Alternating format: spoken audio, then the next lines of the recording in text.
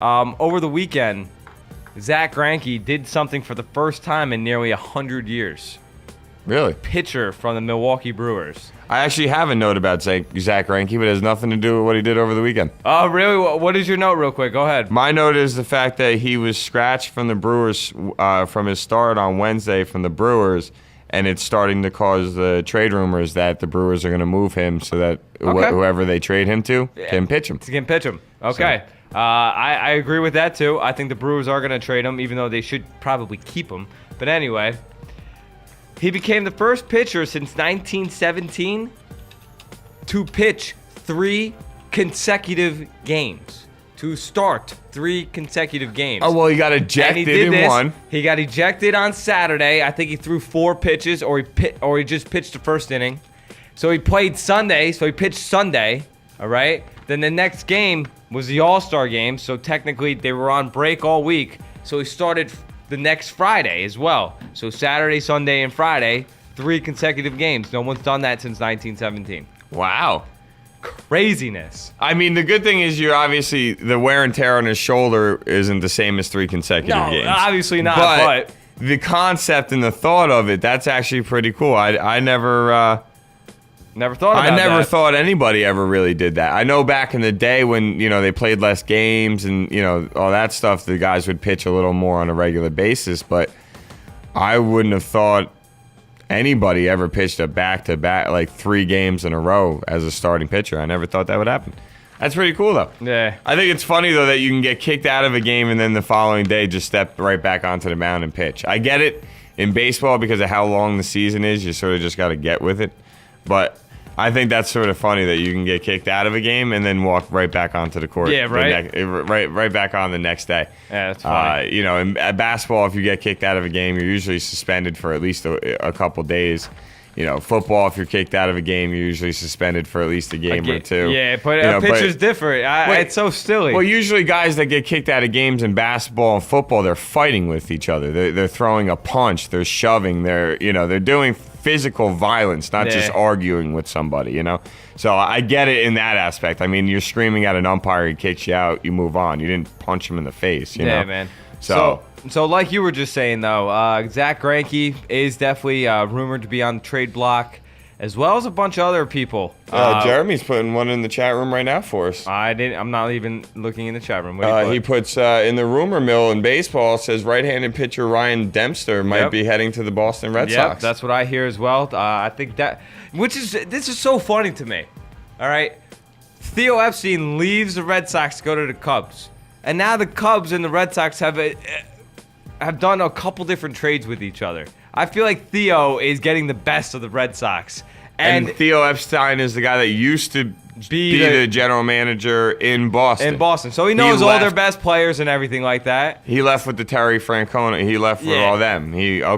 Yeah. I wanted to make sure because you said the name and I'm like, I know that name. I just had to connect the dots for a minute. Okay, cool. So it wouldn't surprise me at all to see Dempster in a Red Sox uniform. But you know what? The freaking Chicago Cubs need to win something. They suck, bro. I know. They need to win something. They really God suck. Bless those fans, dude. Seriously, those people have ridden it out forever. That's why I love I haven't seen a commercial in a while, but that's why I love that MLB 12, the show commercial, where they show the Cubs win the World Series. And they show all real-life people celebrating and jumping up and down, and it's the old guy with the tear coming down his eye, and he clips his beard because he refused to, trim it till they won.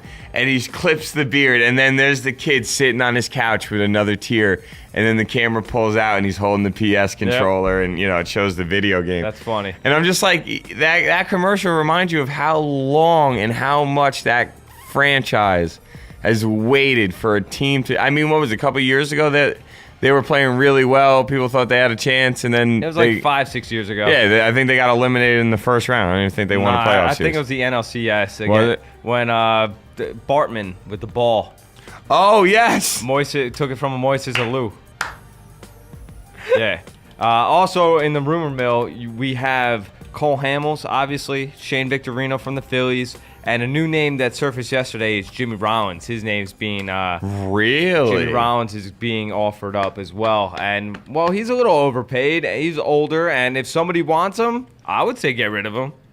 Why not? Your team makes too much money, and the Phillies are trying to sign Cole Hamels. Might as well try and Yeah, you up got some clear money somewhere, right? Well, you know, I just say really in the way I said it for the fact that Jimmy Rollins, to me, I hear that name and I automatically just think Philly. Yep. You know, I want to compare him to Jeter in New York. Obviously, he's not. But sort of a similar thought process. I think Jeter just is, you know, a god among boys.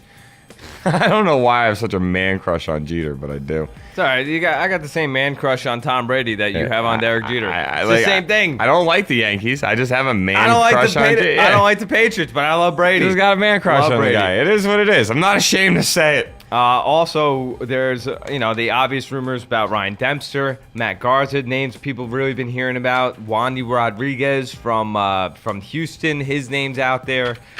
Francisco Liriano from the Twins could definitely get some clubs interested in himself. So there's gonna be, and one of the also big names out there too, in the desert, Mr. Justin Upton could get traded as well. He could go for a pretty penny. I can see that. Why? I know this might be an ignorant question, might not. I'm not 100% sure.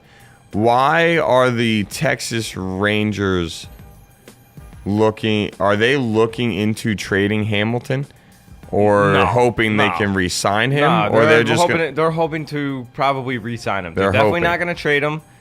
Are you going to trade one of your best players while you're in the run for a World Series? Oh, hell no. Exactly. You're not going to. You know what it is? I think my mind state is still sort of thinking NBA when it comes down to trades. Mm-hmm. So it's like, even though I got this great player, if he's not going to be here next year, I might as well get something for him. No.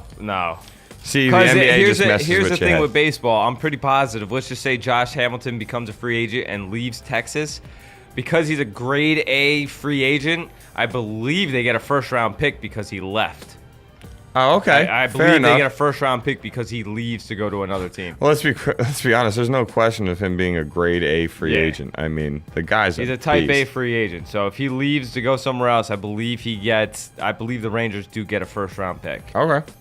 See, that's straight though. I like that. That's actually a really good idea. It's pretty cool. Because it's like, you know what?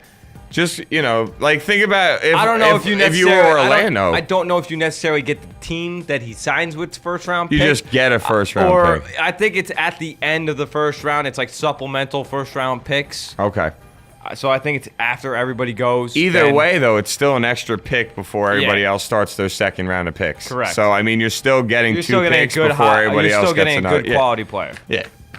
At least you hope you do. Yes. Correct. Or you got something to trade. Something. So either which way. I never hear that, though. I never hear baseball trade draft picks. They never trade draft picks. No, you don't trade draft picks in baseball. You trade prospects, but not draft picks. Yeah. All right. Well, you know what, ladies and gentlemen? We've been going with our little baseball segment for a while. We're going to hop into a quick music break, and then we'll come back and talk a little Team USA before we get out of here. So there's no way they would beat the 92 team, and last night proved it. Boom! This is Sports Zone. On Club Zone. We shall be. Right back.